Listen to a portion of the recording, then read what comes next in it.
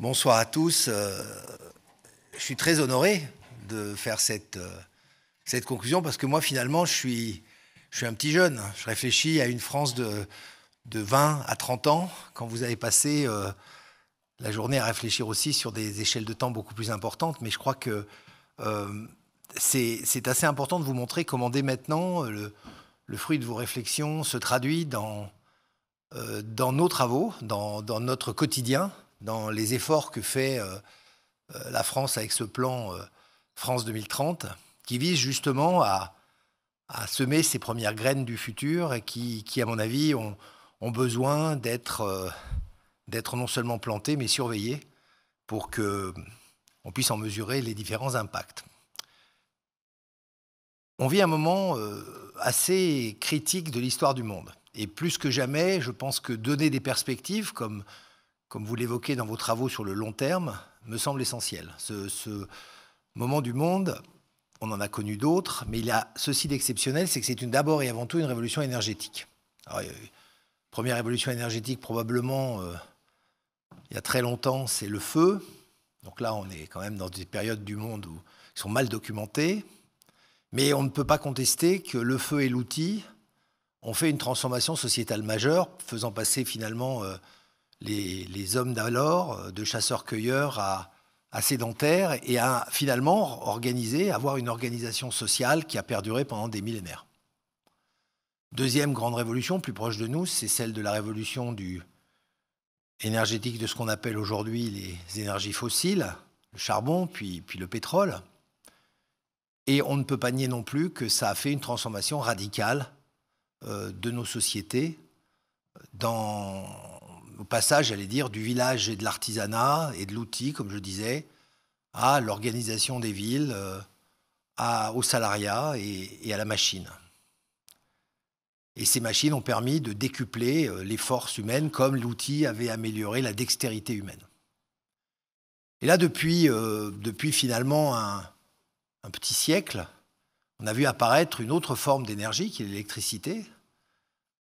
Et avec les progrès de travail sur cette électricité, à la fois sa génération et son utilisation, on a vu que non seulement elle arrivait maintenant à avoir la puissance du thermique, mais elle avait un avantage sur l'autre, c'est qu'elle avait l'électron qui apprend, l'électron qui fait penser, et donc le développement du numérique. Et donc on passe encore une nouvelle étape, après l'outil, après la machine, on passe à l'étape que je vais juste génériquement qualifier de robot, c'est-à-dire des machines qui ont des capacités non pas cognitives, mais des capacités logiques qui vont permettre de, encore une fois, transformer, et probablement pour très longtemps, la manière de vivre des hommes, avec des anticipations finalement qui sont mal perçues, surtout quand on creuse le sillon dans les technologies, et qu'on s'aperçoit que dès maintenant, on a encore une nouvelle étape qui émerge, qui est le quantique, donc avec des réflexions sur l'incertitude elle-même et la nuance elle-même dans le calcul logique, qui probablement auront des effets dans des dizaines, peut-être même des centaines d'années. Si on avait imaginé, par exemple, que Benjamin Franklin, en découvrant qu'effectivement l'orage est une forme d'énergie, aurait pu penser qu'on allait un jour inventer l'ordinateur avec la même forme d'énergie, je pense qu'il aurait été quand même pas mauvais en termes de vision, et la probabilité est très faible. Et bien, c'est à peu près la même chose qui va se passer en termes de technologie. Et si j'aborde ça sous l'aspect technologique, c'est pour vous expliquer que les travaux sur les impacts sont essentiels parce qu'on a ce foisonnement du monde qui est en train d'arriver. Et que personnellement, je décris comme non pas un monde en crise, mais un monde en chrysalide. C'est l'approche que j'en ai, et c'est la vision qui fonde en fait France 2030.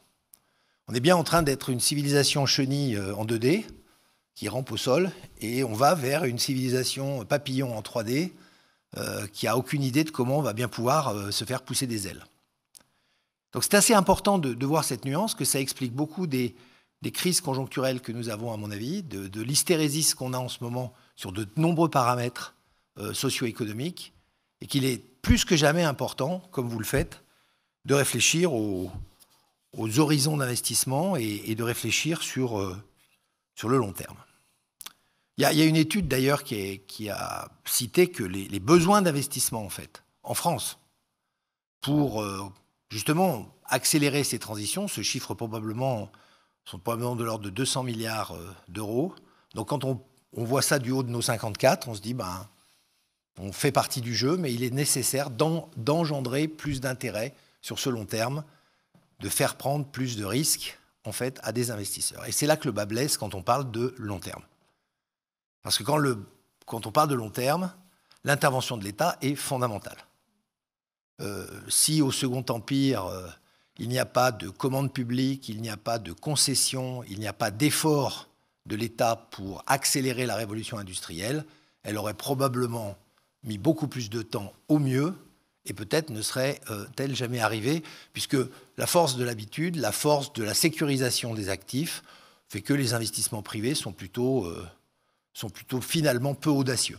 Donc le rôle de l'État dans l'audace, sur le long terme, est critique. Donc il y a plein de raisons pour lesquelles les investisseurs privés disent on n'a pas forcément besoin de parier sur le long terme, à commencer par le fait que quand ça marche, on ne va pas changer nos habitudes, on ne fait que de la maintenance, donc on est dans un capital marginal d'investissement.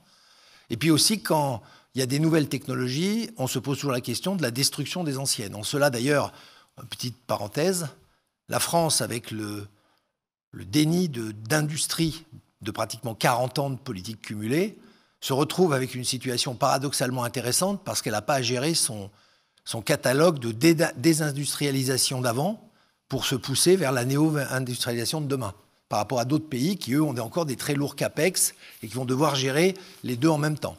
Je fais référence à des pays qu'on a longtemps loués comme industriels et qui se retrouvent quand même dans un effet ciseau qu'il va falloir souligner en termes d'investissement. Il y a double peine. Il faut démonter ce qui a existé, il faut investir sur ce qui va exister. Bon. On peut se consoler, ça fait toujours plaisir de se consoler un petit peu dans les politiques publiques. Et donc, le rôle de l'État en termes d'acteur économique, il est un rôle de dérisqueur. Voilà comment j'approche France 2030. Nous, notre travail, que ce soit dans les interventions en fonds propres, que ce soit dans les interventions non dilutives de type subvention ou de type avance remboursable, on intervient avec l'investissement privé pour dérisquer, d'une façon instantanée ou plus pérenne, dérisquer leur investissement. Et c'est pour ça que je dis qu'il est fondamental de bien le lire comme ça. Donc nous ne sommes pas un capital venture, je vais y revenir, parce que le raisonnement classique du capital venture, c'est le retour sur investissement. Notre retour sur investissement est différent, je vais y venir dans quelques secondes. Mais nous sommes vraiment là pour accompagner. Et pour ça que nous avons élaboré une doctrine d'investissement qui me paraît saine sur le long terme, qui tient en 3 points. Le premier, forcément, nous devons être incitatifs, c'est-à-dire que ce que fait France 2030 ne doit se faire que si France 2030 intervient. Ça veut dire en clair, si un projet doit se faire normalement avec, j'allais dire, des gestions de risque traditionnelles, qu'elles soient d'ailleurs à 50, 60 ans, s'il le faut en amortissement, dans les infrastructures par exemple, que ça se fasse. Donc nous devons être moteurs incitatifs à aller sur un territoire plus audacieux. Le deuxième, c'est qu'il doit être transformateur, évidemment, dans cette logique de chrysalide que je vous décrivais. C'est-à-dire qu'on doit véritablement investir dans quelque chose qui est transformateur. Et pour ça, je voudrais faire juste une précision. Notre cœur d'ADN, c'est l'innovation. Et la définition que je donne de l'innovation, ce n'est pas l'invention, qui est une offre à un marché, mais c'est bien la réponse à une demande sociétale. C'est-à-dire que l'innovation, elle, la première question qu'on se pose chaque fois qu'on nous propose un dossier France 2030, c'est est-ce que ça répond à une demande sociétale, à un défi sociétal courant? C'est pour ça qu'on a organisé le SGPI en 5 pôles. Un pôle santé, demande légitime de qualité de santé, pas simplement marché, une demande sociétale, éthique en santé, gestion de la naissance à la fin de vie du corps social, mais évidemment transition éco-énergétique qui doit être qui est un pôle qui est une demande très forte à la fois génération d'énergie décarbonée et usage de cette électricité qui en génère, puisque c'est pour l'essentiel de l'énergie électrique qui en est générée. Un pôle connaissance, parce que je pense que si on veut relever le potentiel à long terme d'un pays ou d'une civilisation, il est essentiel de surinvestir dans la formation et l'élévation intellectuelle du pays. Donc il comprend, en ce qui concerne France 2030, le scolaire, il comprend l'enseignement supérieur et la recherche, et il comprend la culture. La culture, parce que je pense que c'est un élément très différenciateur sur le long terme de notre pays et probablement, et plus généralement de l'Europe, par rapport à des schémas de construction de cette transformation dont je vous parlais tout à l'heure. Un pôle souveraineté numérique, parce que à quoi bon développer autant d'investissements, soutenir ces longs termes, développer autant de recherche comme vous le faites et comme vous y employez, autant de données, si elles se dispersent dans un monde qui devient malheureusement conflictuel. Donc souveraineté numérique nous paraît essentiel. Et enfin, un pôle qu'on appelle Nouvelles Frontières, parce que je crois que la demande d'aspiration, de rêve et de repousser les limites est très humaine. Et donc on y retrouvera l'espace, l'exploration des fonds sous-marins et le quantique, comme j'en parlais tout à l'heure. Donc vous voyez que la logique d'organisation est bâtie pour le long terme, voire le très long terme. Mon long terme, c'est probablement une trentaine d'années. Ce n'est pas le très long terme que vous décriviez tout à l'heure. Donc elle n'est pas bâtie par des secteurs, elle n'est pas bâtie par des marchés, mais elle est bien bâtie par une réflexion sur la société. Alors, sur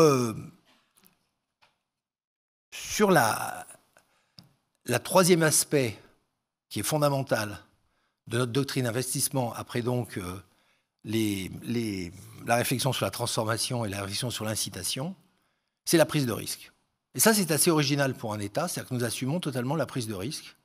C'est-à-dire que les soutiens financiers que nous faisons aux chercheurs, les soutiens que nous faisons aux entreprises ou aux infrastructures qui les entourent, assument totalement la prise de risque. Et je pense qu'il n'y a pas d'autre solution. Parce qu'il faut créer une entropie, il faut créer une énergie particulière. Vous savez, j'aime bien prendre cette image, dans les chrysalides, les biologistes disent que si cette mécanique de transformation existe, c'est parce qu'il y a des nouvelles cellules qui se forment dans la chenille, qui sont les cellules qu'on appelle imaginatives. Je trouve ça assez joli comme image. Et en fait, dès que les cellules imaginatives se mettent en route, les anticorps de la chenille les attaquent. Et quand les anticorps de la chenille les attaquent, il est important qu'ils génèrent de plus en plus de cellules imaginatives pour que le match soit gagné et que la transformation puisse s'opérer. Eh bien, cet effet d'entropie, cet effet de dynamique, cet effet de stimulation de beaucoup d'initiatives en même temps est un des éléments clés. Et forcément, quand vous faites ça, vous devez assumer la prise de risque parce qu'on ne peut pas tout sécuriser dans les zones de turbulence que nous vivons aujourd'hui. Donc, je crois que c'est le troisième élément dont je voulais parler et qui me semble absolument critique. Donc, je voudrais conclure ou approcher de la conclusion en vous expliquant comment est-ce qu'on arrive à mieux gérer cette prise de risque et comment on pilote quand même. Parce que c'est sympa de dire, on n'est pas non plus, on n'arrose pas le sable et on ne fait pas des paris fous. On essaie de trouver une cohérence. Bon, la première chose, c'est de travailler d'une façon systématique en partenariat. Partenariat avec des territoires, partenariat avec des experts, donc se nourrir de données qui arrivent de très nombreuses sources pour arriver quand même à donner des cadres à ces visions. Et pas partir dans tous les sens. Ça me semble absolument essentiel. C'est de ces partenariats que naissent justement ces cellules imaginatives, c'est de ces partenariats que naissent ces idées, que germent ces idées. Et il faut s'affranchir du conjoncturel. Donc il faut vraiment essayer de travailler d'une façon très projective. La deuxième, c'est la place donnée à l'évaluation. Il n'y a pas de débat, on doit évaluer en permanence. Et on voit bien que c'est l'évaluation qui est pivot.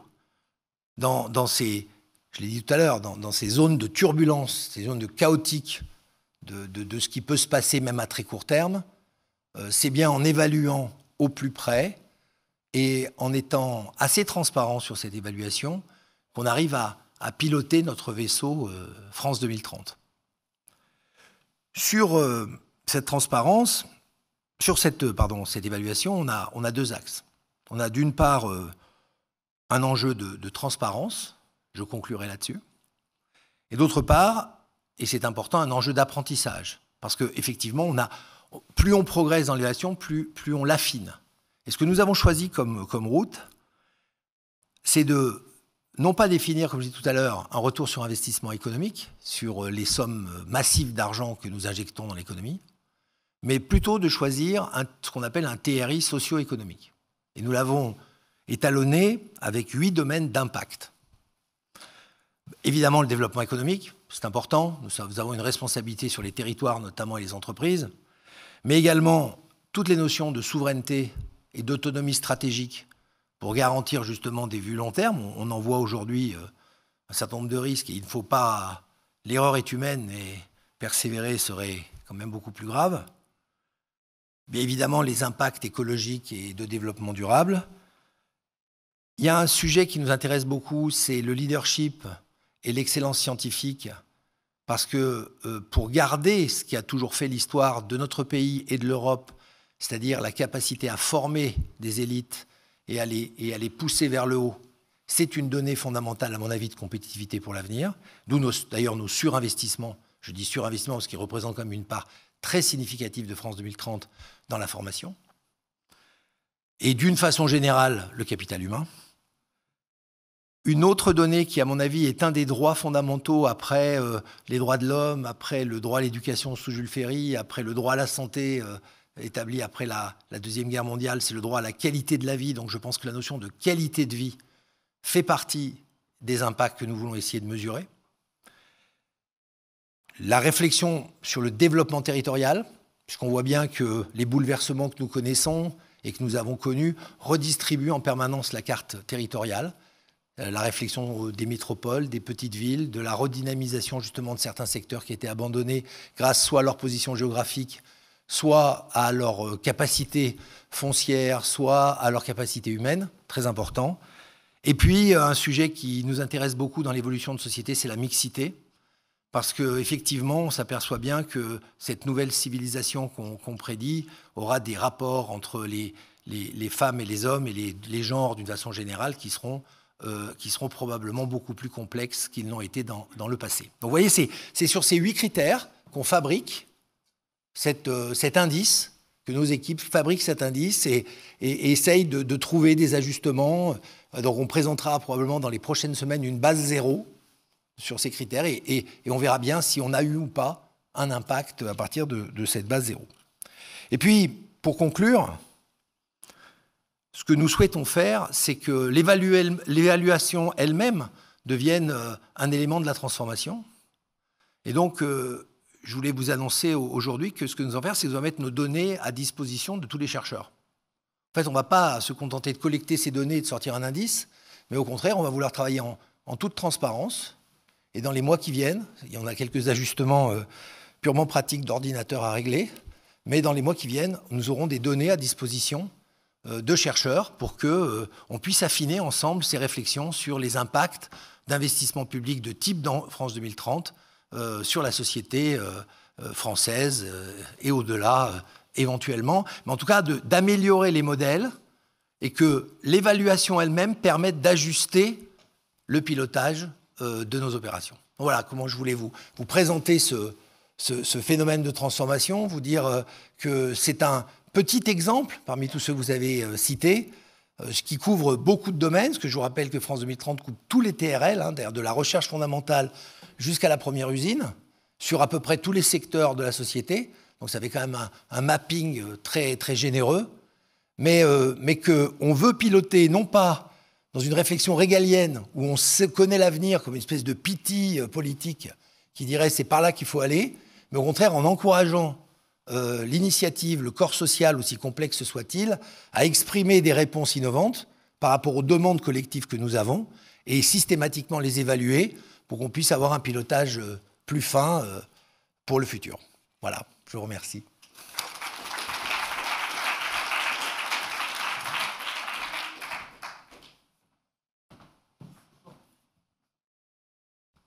Alors, je suis très honorée de conclure cette journée, surtout que c'est quand même une très très belle assemblée et la pression est telle que ça fait à peu près 3 fois que je réécris ma conclusion.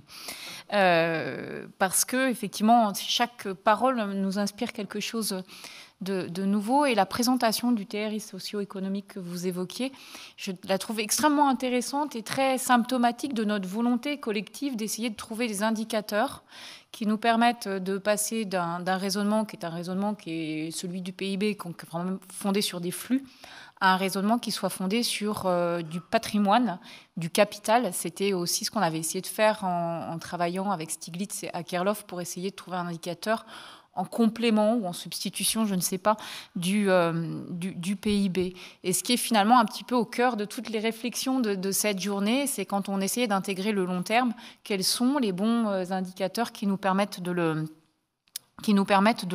faire. Alors c'est vrai que l'État est au cœur du long terme, mais il y a aussi les collectivités, parce que leur choix d'urbanisme nous engage pour des années et des années. Et puis, bien évidemment, les grandes entreprises dans tout ce qui est linéaire et infrastructure. Bon, alors en France, elles sont généralement assez proches de l'État, mais elles font aussi des choix qui nous engagent pour au moins un siècle en général. Et face à cette grande inconnue que vous évoquiez, il y a une radicalité, effectivement, dans les changements climatiques qui font qu'aujourd'hui, on doit raisonner en termes d'opportunités, on doit aussi raisonner en termes d'adaptation, et d'adaptation face à un risque qu'on ne sait pas trop aujourd'hui quantifier et envisager. Ça reste... On sait que on est potentiellement sur plus de 2,7 degrés Celsius si tous les États à travers le monde tiennent leurs engagements, ce qui déjà en soi est une hypothèse assez forte, ce qui nous implique de toute façon à des politiques d'adaptation. Mais face à l'incertitude, il y a quelqu'un que j'aime beaucoup qui s'appelle Michel Badré. Bon, vous le connaissez, c'est l'ancien président de l'autorité environnementale et c'est le président du débat public sur la relance du nucléaire, qui me dit, en général, quand on a un doute, il faut se référer à la méthode et à la procédure. Donc, il faut toujours revenir à la méthode et à la procédure, ce que vous faites d'ailleurs. Et dans la méthode et la procédure, il y a effectivement un article que je trouve assez intéressant dans le Code de l'environnement, c'est l'article L120-1, je crois, du Code de l'environnement, qui fait qu'en fait, on partage en réalité la même chose quand on fait de l'évaluation socio-économique, quand on est expert et quand on fait du débat public. Cet article dit que le débat public est là pour améliorer la qualité de la décision publique et sa légitimité. Finalement, c'est ce qu'on cherche tous à faire. Qu'on soit politique, expert ou qu'on fasse du débat public, c'est exactement ce que l'on cherche à faire. Alors nous, quand on fait du débat public, on essaye de le faire en mettant autour de la table les décideurs, les sachants, les experts et le public, avec cette idée qu'on met en débat l'ensemble des questions avec le public. Et pour témoigner maintenant de 5 ans d'expérience, j'arrive au terme de mon mandat, donc il s'arrête en mars prochain. J'étais pas du tout... je me suis beaucoup trompée. Je pensais que le débat public, c'était une chose. En réalité, c'est complètement autre chose. Mais au terme de ces 5 ans d'expérience, ce qui me frappe beaucoup, et ce que je n'avais pas identifié quand j'étais politique, c'est que finalement, il y a beaucoup plus de personnes bienveillantes et qui ont envie d'accompagner, d'aider, de bien faire, que de râleurs et de personnes qui, au contraire, veulent empêcher les choses. Et donc, notre rôle premier, c'est de nous adresser aux premières. C'est vraiment d'aller les chercher, de les embarquer avec nous dans toutes les politiques que nous faisons. Et je ne le voyais pas quand j'étais politique, parce qu'en général, c'est plutôt les râleurs qui s'adressent à vous et qui vous interpellent dans la rue ou maintenant sur les réseaux sociaux de manière... vous savez très bien de quoi je parle. Donc, c'est ces personnes-là qu'il faut vraiment embarquer. Et c'est en ça que la dynamique d'un débat public et qui doit être sur la place publique, c'est pas que la procédure CNDP, ça c'est qu'un des éléments du débat public, mais qui doit être sur la place publique, elle vous engage toutes et tous. Aujourd'hui, c'était vraiment des discours, évidemment, d'experts, et vous comprenez. Mais si j'avais qu'un appel, c'est... Allez effectivement au-devant du grand public, faites savoir partagez ce que vous savez, sans volonté de simplification. Vraiment sans volonté de simplification. Mais avec une volonté de rendre lisible ce que vous faites. L'évaluation socio-économique, c'est génial. Il faut juste que les gens comprennent de quoi on parle. Donc, ce n'est pas en simplifiant que les gens vont comprendre de quoi on parle, c'est au contraire en faisant un effort de lisibilité de ce que nous faisons collectivement qu'ils pourront être mieux associés à nos décisions, enfin à vos décisions, parce que moi je ne suis plus décideur, mieux associés à vos décisions, mieux effectivement participer à l'élaboration de ces décisions d'une manière ou d'une autre. Mais vraiment, si j'avais qu'un appel, c'est vraiment un appel de confiance dans la société, dans le grand public, dans sa capacité effectivement à faire partie de ces débats et à apporter des solutions positives. Voilà en quelques mots ce que je souhaitais vous dire.